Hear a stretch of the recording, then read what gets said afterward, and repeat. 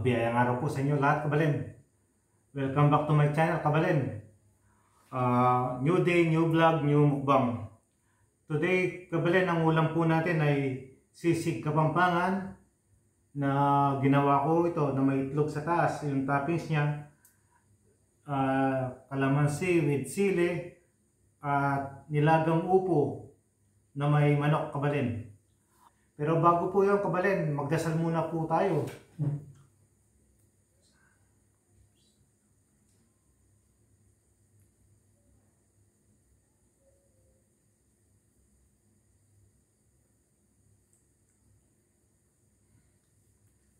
Salamat po sa biyaya, Panginoon. Tara, kabalin, kain na po tayo.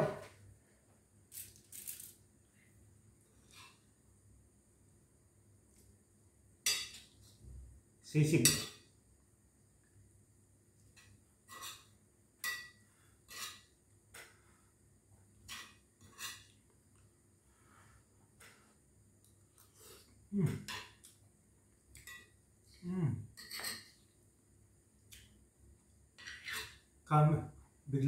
Bigla ako namiss ang Pilipinas.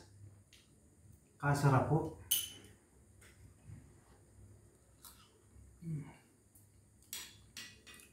Ulam na po, pero mas masarap ito, pulutan.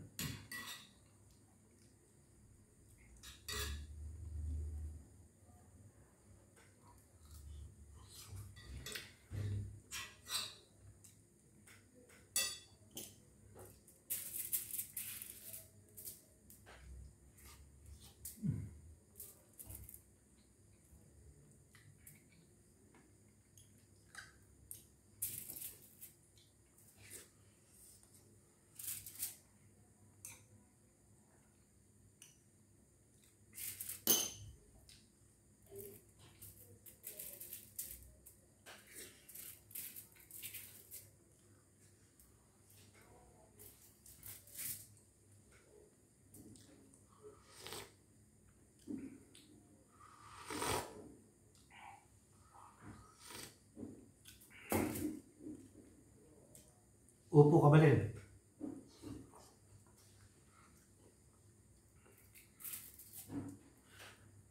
Mainit po yung kanin.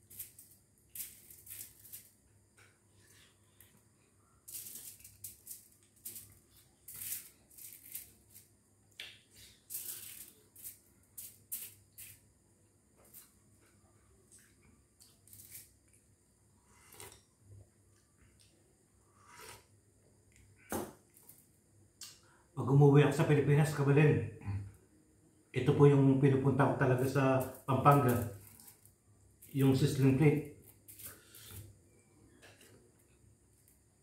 Ang sizzling po pala ay nag-umpisa talaga sa Pampanga, sa May Angeles City, kay Nanay Lusing.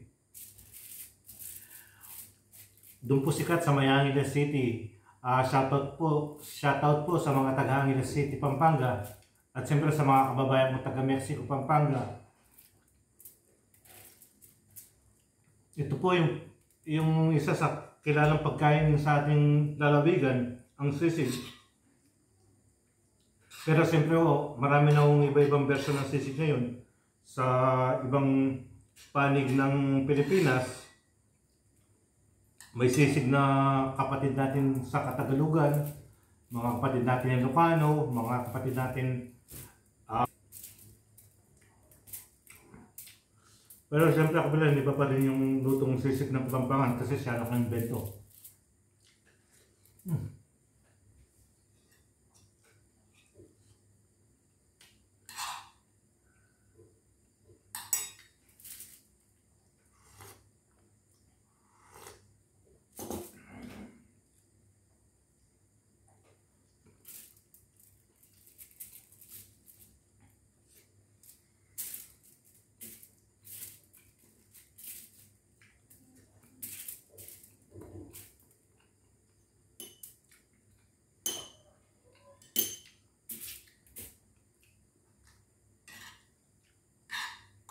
Masarap po talaga sisig, lalo na pag nakakutsara at kubyertos, tapos isawsaw sa toyo. Kaso kabalin, mukbang po tayo. Mas masarap kung nakakamay.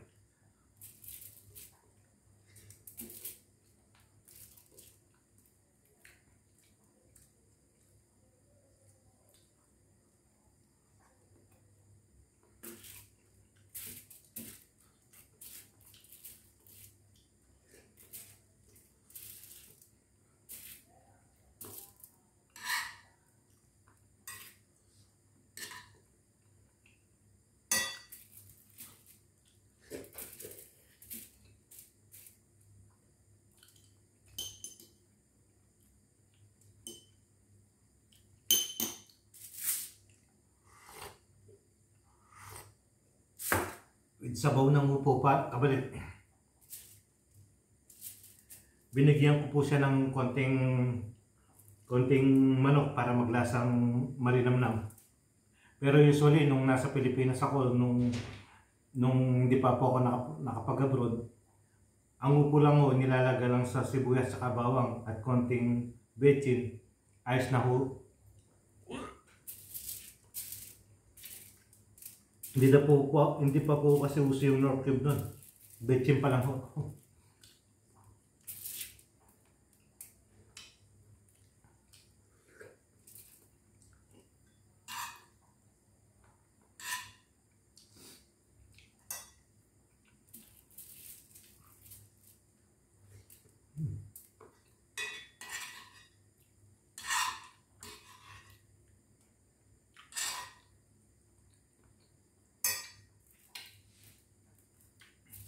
Masarap po, masarap.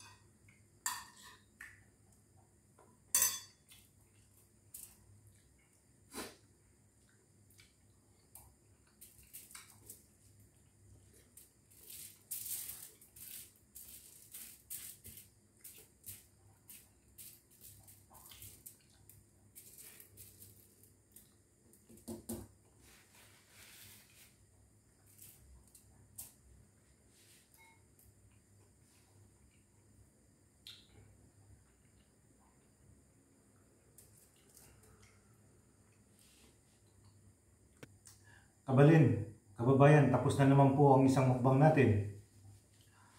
Busog na naman ho. Kabalin, magpapasalamat po lang po sana ako sa isang kaibigan natin na nag-guide sa atin sa pag-vlog. Salamat po pala kay J. Miranda, kabalin, na taga Bacolor ngayon, San Vicente, Bacolor. Ngayon ho, nasa Dubai ho. Kabalin, salamat sa tulong o tatanungin kong pasasalamat bilang baguhan, napakalaking tulong kabalin. Saludo ako sa iyo. At nagpapasalamat din po ako kay Payasong OFW sa Canada at sa mga iba pang sumusuporta. Hindi muna po ako magsasya. Lagi po mga kabalin, mga kapatid nating OFW sa Mandako, sa mundo, maraming salamat po. Proud kabalin.